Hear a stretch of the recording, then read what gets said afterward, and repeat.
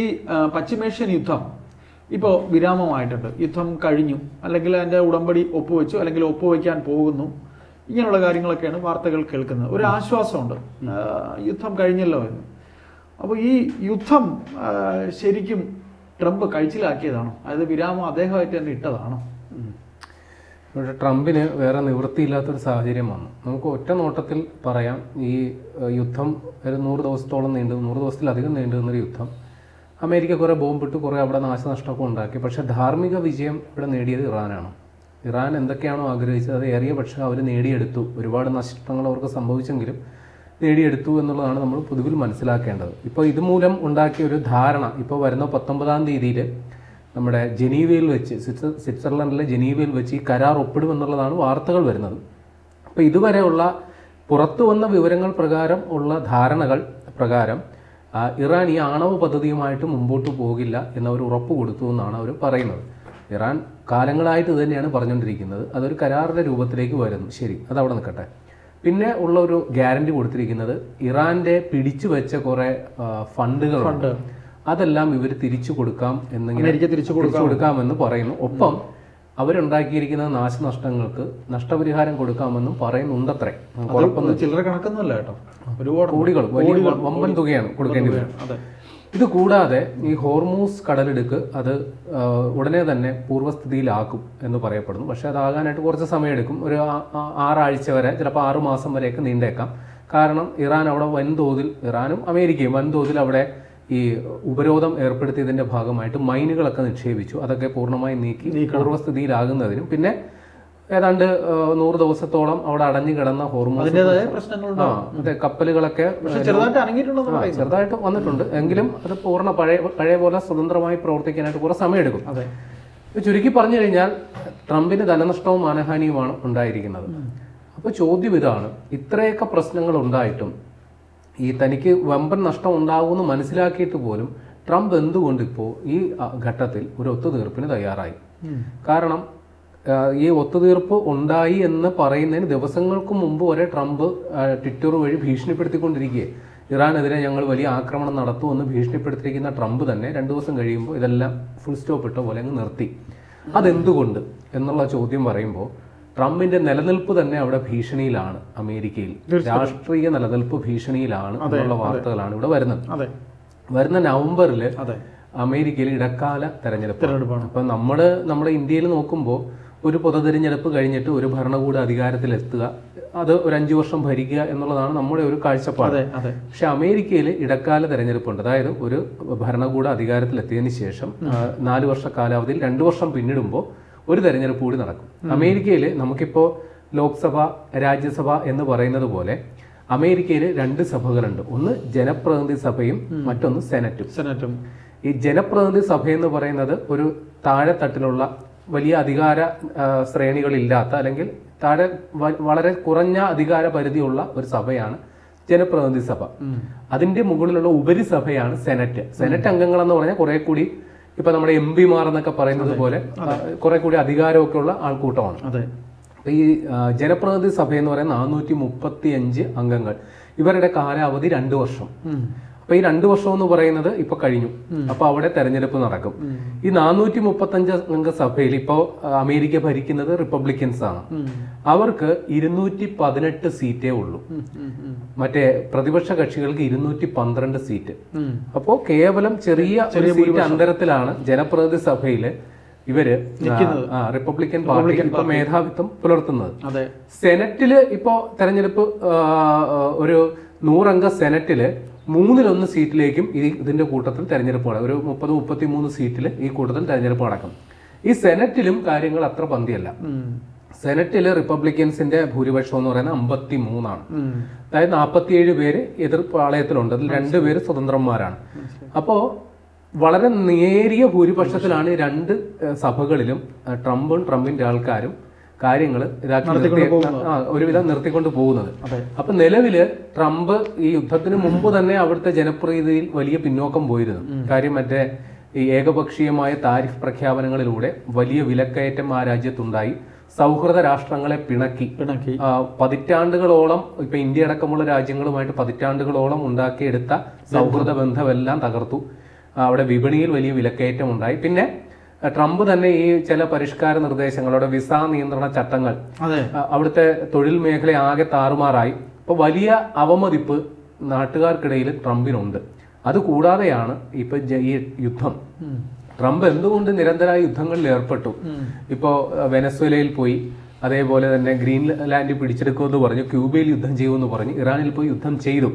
അപ്പൊ ഇതിന്റെയൊക്കെ ട്രംപ് രാഷ്ട്രീയമായി ലക്ഷ്യമിട്ടത് അതിതീവ്രമായ ദേശീയ വികാരം ഉണ്ടാക്കിയെടുക്കുകയും തന്റെ പിന്നിൽ ആളുകളെ അണിനിരത്തുക.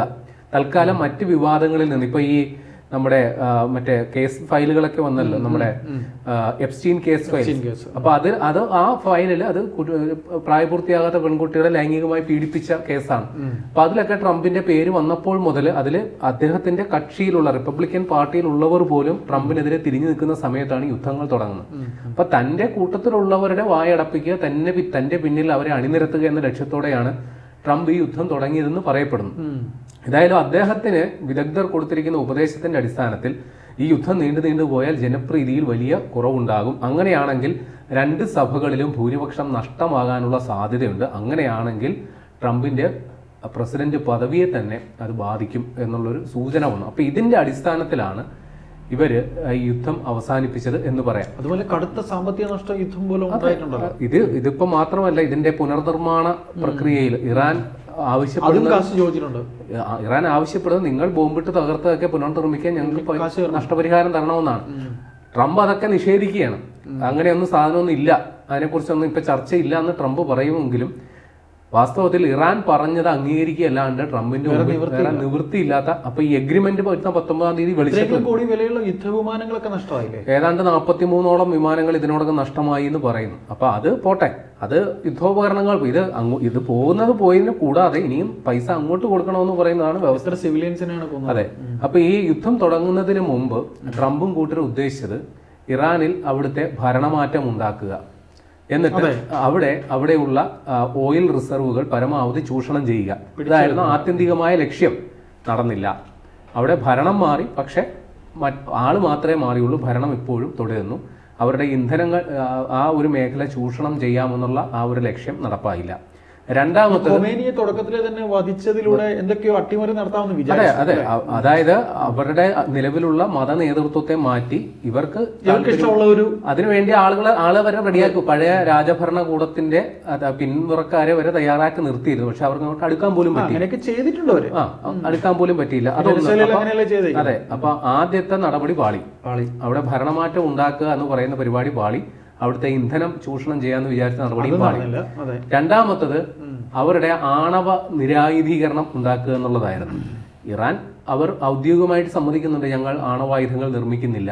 അവിടെ പ്രേമലാൽ ഒരു സംശയം, ഈ ആണവത്തിന്റെ കഥ പറയുന്ന ഇസ്രയേലിന് വേണ്ടിയല്ലേ ഈ കണ്ട മെനക്കേടെല്ലാം കാണിച്ചു? അതെ, കാര്യം ഇറാൻ ആണവായുധം ഉണ്ടാക്കുന്നെങ്കിൽ അതിന്റെ ആദ്യ ഭീഷണി ഇസ്രയേലിന് മാത്രമാണ്. അമേരിക്കയ്ക്ക് അത്ര പ്രശ്നങ്ങളില്ല. പക്ഷെ അമേരിക്കയുടെ സഖ്യരാജ്യങ്ങൾക്ക് അതൊരു ഭീഷണിയാണ്.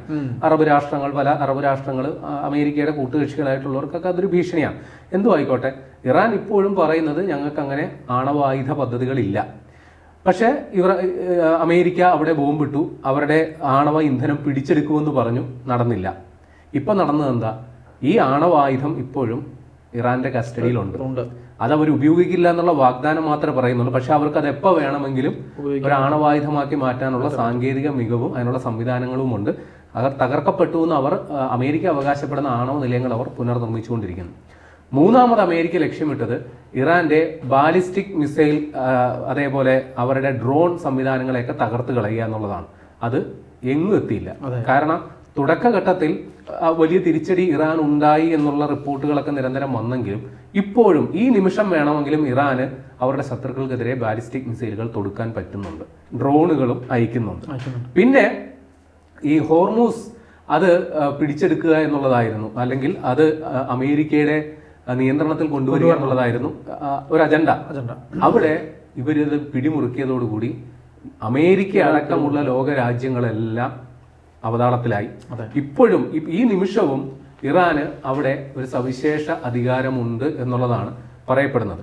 ഇനി നിലവില് ട്രംപ് ചില കാര്യങ്ങൾ നിഷേധിക്കുന്നുണ്ട്. ഇത് ഡീല് ഉണ്ടാകും, എല്ലാം ആകും.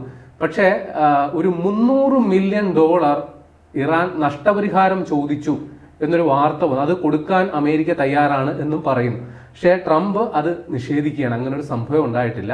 ഈ ഡീൽ ഉണ്ടാകും. നിലവിൽ അവിടെ ആദ്യമുണ്ടായിരുന്ന ഭരണകൂടം വളരെ മോശക്കാരായിരുന്നു, അവരെ ഞങ്ങൾ മാറ്റി. രണ്ടാമത് വന്നവരും അവരും മോശക്കാരായിരുന്നു, അവരെ ഞങ്ങൾ മാറ്റി. എന്നാൽ മൂന്നാമത്തെ വന്നവർ വളരെ സ്മാർട്ടാണ്, അവരുമായിട്ട് ഞങ്ങൾ ഡീൽ ഉണ്ടാക്കി. എന്നാൽ ആ ഡീലിന്റെ ഉള്ളടക്കം എന്താണെന്ന് ഇപ്പോഴും ട്രംപ് വെളിപ്പെടുത്തുന്നുണ്ട്. ഏതായാലും വരുന്ന 19-ാം തീയതി ജനീവയിൽ നടക്കുന്ന എഗ്രിമെന്റ്. ഒരു സംശയം ചോദിച്ചോട്ടെ, ഇപ്പൊ ഈ യുദ്ധം കൊണ്ട് മുസ്ലിം രാഷ്ട്രങ്ങളെ തമ്മിൽ തെറ്റിക്കാനായിട്ട് ട്രംപിന് കഴിഞ്ഞിട്ടുണ്ടോ എന്ന് പറയാൻ പറ്റില്ല പൂർണ്ണമായിട്ടും. കാര്യം ഇപ്പോ നമ്മുടെ എബ്രഹാം അക്കോർഡ്സ് എന്നും പറഞ്ഞൊരു സംഗതിയുണ്ട്, ട്രംപിന്റെ ഒരു പിടിവള്ളിയാണ്. കാര്യം ഈ അറബ് രാഷ്ട്രങ്ങളെയെല്ലാം ഇസ്രയേലുമായിട്ട് അടുപ്പിക്കുക എന്നുള്ളതായിരുന്നു. അപ്പോൾ അതിന് പ്രത്യുപകാരമായിട്ട് അമേരിക്ക ഓഫർ ചെയ്യുന്നത് ഞങ്ങളുടെ സൈനിക സംരക്ഷണം ഞങ്ങൾ നിങ്ങൾക്ക് തരാം, അതോടൊപ്പം ഇസ്രയേലുമായിട്ടും അല്ലെങ്കിൽ മറ്റ് രാജ്യങ്ങൾ അമേരിക്കയായിട്ടുള്ള പോലും വളരെ സുതാര്യമായ സുഗമമായ വാണിജ്യ വ്യാപാര കരാറുകൾ സാധ്യമാക്കാം. അപ്പോൾ ഈ നിലവില് ഇറാൻ എന്ന് പറയുന്നത് മറ്റു പല, അതായത് നമ്മൾ ഈ പൊതുവെ മുസ്ലിം രാഷ്ട്രങ്ങൾ എന്ന് പറയുന്നത് തന്നെയും പല രാഷ്ട്രങ്ങൾ തമ്മിൽ വംശീയമായ വേർതിരിവുകളുണ്ട്. ഈ ഷിയ വിഭാഗം, അങ്ങനെ പല വിഭാഗം, സുന്നി ഷിയ സംഘർഷമുണ്ട്. അപ്പൊ അങ്ങനെ ഒരു അവർ ഈ വൈകാരികമായി പല കാര്യങ്ങളിൽ അവര് ഇത് അമേരിക്കക്കെതിരെ പ്രതികരിക്കുന്നെങ്കിൽ പോലും പൂർണ്ണമായി അമേരിക്കക്കെതിരെ തിരിഞ്ഞു എന്ന് നമുക്ക് പറയാൻ സാധിക്കില്ല. അങ്ങനെ അതിന്റെ ഇടയിൽ ചില കളികൾ കൂടിയുണ്ട്. കൂടാതെ ഈ ഇസ്രായേലിനെ നിർത്തിക്കൊണ്ട് ഈ എബ്രഹാം അക്കോർഡ്സ് പോലെയുള്ള സാധനവുമായിട്ട് അമേരിക്ക മുമ്പോട്ട് പോകുമ്പോൾ അമേരിക്കയെ ചെറുത്ത് തോൽപ്പിക്കുക എന്നുള്ളത് ഒരു ബുദ്ധിപരമായ ഒരു നീക്കമല്ല. അമേരിക്കയെ ഇവരുടെ സ്പ്ലിറ്റ് ഉണ്ടാക്കാൻ അമേരിക്ക കഴിഞ്ഞോ? സ്പ്ലിറ്റ് എന്ന് പൂർണ്ണമായിട്ടും പറയാനൊക്കില്ല. കാരണം ഇത്രയും വലിയ, അതിപ്പോ അറബ് രാഷ്ട്രങ്ങളിൽ മാത്രമല്ലല്ലോ, അമേരിക്കയുടെ സഖ്യരാജ്യങ്ങൾ എന്ന് പറയുന്ന യൂറോപ്യൻ രാജ്യങ്ങൾ പോലും ഈ യുദ്ധത്തിന്റെ പശ്ചാത്തലത്തിൽ അമേരിക്കക്കെതിരെ നിലപാടെടുത്തു. അതെ, അത് മാത്രമല്ല ഒമാൻ എന്ന് പറയുന്നത് അമേരിക്കയുടെ സഖ്യരാജ്യമാണ്. പക്ഷെ ഇപ്പോ അവര് ഇറാനുമായിട്ട് വളരെ ചങ്ങാത്തത്തിലാണ്. ഒരു പക്ഷേ അമേരിക്ക പോലും ഒമാനെതിരെ ഭീഷണി കൊടുക്കുന്ന ഒരു അവസ്ഥ. അപ്പൊ ചില കളികൾ അങ്ങോട്ടും ഇങ്ങോട്ടും ഒക്കെ നടക്കുന്നുണ്ട്. എന്നാൽ ആത്യന്തികമായിട്ടെല്ലാം ഈ അമേരിക്കയുടെ പാവകൾ തന്നെയാണ് എന്ന് നമുക്ക് പറയേണ്ടി വരും. കാര്യം ഒരു പരിധിക്കപ്പുറം അമേരിക്കയെ പിണക്കാനായിട്ട് ഈ രാജ്യങ്ങൾക്ക് പറ്റില്ല. അല്ലെങ്കിൽ ഈ പറയുന്ന ഈ രാജ്യങ്ങളിൽ ഉത്പാദിപ്പിക്കുന്ന എണ്ണ സമ്പത്തുകൾ ഏറിയ പങ്കും കൈകാര്യം ചെയ്യുന്ന അമേരിക്കയാണ്. അതുകൂടി നമ്മൾ പറഞ്ഞു വെക്കണം. ഏതായാലും ഫലത്തിൽ യുദ്ധം നിർത്തേണ്ടത് പറഞ്ഞോളൂ. അതായത് ഇനി ഒരു സംഗതി കൂടി വന്നിട്ടുണ്ട്. ഇപ്പോ ട്രംപ് നിഷേധിക്കുന്നുണ്ട് ഈ ഹോർമൂസിന് മേലുള്ള പരമാധികാരം ഇറാന് അംഗീകരിച്ച് കൊടുക്കില്ല എന്ന് ട്രംപ് പറയുന്നുണ്ട്. പക്ഷേ ഇറാന്റെ വിദേശകാര്യ വക്താവ്, അദ്ദേഹത്തിന്റെ പേര് ഇസ്മയിൽ ബഖേയി എന്നാണ്, അദ്ദേഹം ഇപ്പൊ പറയുന്നു ഈ ഹോർമൂസിന്റെ മേല് ഞങ്ങളൊരു മാരിടൈം സർവീസ് ഫീസ് ഈടാക്കും. അപ്പൊ നേരത്തെ ടോള് പിരിക്കാൻ പോകുന്നു എന്നാണ് പറയുന്നത്. അപ്പൊ ടോള് പിരിക്കാൻ അംഗീകരിക്കുന്നില്ല എന്നതായിരുന്നു അമേരിക്കയുടെ നിലപാട്. പക്ഷെ ഇപ്പൊ അവർ ആ ടോൾ എന്നുള്ള വാക്ക് മാറ്റിയിട്ട് മാരിടൈം സർവീസ് ഫീസ് പിരിക്കാൻ പോകുന്നു എന്നാണ് ഇറാന്റെ ഇപ്പോഴത്തെ നിലപാട്. അപ്പൊ അവരതിന് പറയുന്ന ന്യായീകരണം, ഒരുപാട് നാവിഗേഷൻ സർവീസുകൾ ഞങ്ങൾ അതിന് പ്രൊവൈഡ് ചെയ്യും. തീർച്ചയായിട്ടും ഒരു കപ്പൽ കടന്നു പോകുമ്പോൾ അവർക്ക് എന്താ സുരക്ഷാ നിർദ്ദേശങ്ങൾ മറ്റു കാര്യങ്ങൾ കൊടുക്കാനായിട്ട് എന്തെങ്കിലും സംഗതികൾ വേണ്ടിവരും. കൂടാതെ അവിടുത്തെ പരിസ്ഥിതി സംരക്ഷണത്തിന് വേണ്ടിയിട്ട് ഞങ്ങളൊരു തുക ഈടാക്കുന്നു. പിന്നെ അവിടുത്തെ ഷിപ്പ് ഇൻഷുറൻസും പിന്നെ മറ്റ് സർവീസുകളും ഒക്കെ ഈടാക്കുന്നതിന്റെ പേരിൽ അല്ലെങ്കിൽ നൽകുന്നതിന്റെ പേരിൽ ഒരു ചെറിയൊരു തുക, ഈ ടോൾ എന്ന് പറയുന്നത് വലിയ ഭീമമായ തുകയായിരുന്നു. എന്നാൽ ഇത് എത്രയാണ് തുകയെന്നുള്ളവർ വെളിപ്പെടുത്തുന്നില്ല. ടോളിനെ അപേക്ഷിച്ച് നോക്കുമ്പോൾ കുറഞ്ഞ തുകയായിരിക്കണം. ഏതായാലും ഇത് സൂചിപ്പിക്കുന്ന അന്താരാഷ്ട്ര മാധ്യമങ്ങൾ റിപ്പോർട്ട് ചെയ്യുന്നത് ഇപ്പോഴും ഇവർ തമ്മിൽ ധാരണയായി എന്ന് പറയുമ്പോഴും ഇറാന് അമേരിക്ക ഇപ്പോഴും വിശ്വാസമില്ല. അപ്പൊ അതിനു വേണ്ടിയിട്ടാണ് അവരിങ്ങനെ ഒരു ക്ലോസ് ഇപ്പോൾ എടുത്തൊരു പിടിവള്ളി എടുത്തിട്ടേക്കുന്നത് എന്ന് പറയുന്നു. ഏതായാലും ഒരു കാര്യം നമുക്ക് അടിവരായിട്ട് പറയാം, ഈ യുദ്ധത്തിൽ ധാർമ്മികമായ വിജയം തീർച്ചയായിട്ടും ഇറാനാണ്. ഈ യുദ്ധത്തിൽ നിന്ന് ഓടി ഒളിക്കേണ്ട അല്ലെങ്കിൽ ഇട്ടെറിഞ്ഞു പോകേണ്ട അവസ്ഥ ട്രംപിനുണ്ടായി. അതിന് അദ്ദേഹത്തിന്റെ രാഷ്ട്രീയ കാരണങ്ങളുണ്ട്, സാമ്പത്തിക കാരണങ്ങൾ നിരവധിയുണ്ട്, പ്രതിരോധ സൈനിക കാരണങ്ങൾ നിരവധിയുണ്ട്. അപ്പോൾ ട്രംപിന് ചുരുക്കി പറഞ്ഞ ഈ യുദ്ധം കൊണ്ടുണ്ടായത് ധനനഷ്ടവും മാനഹാനിയും മാത്രമാണ്.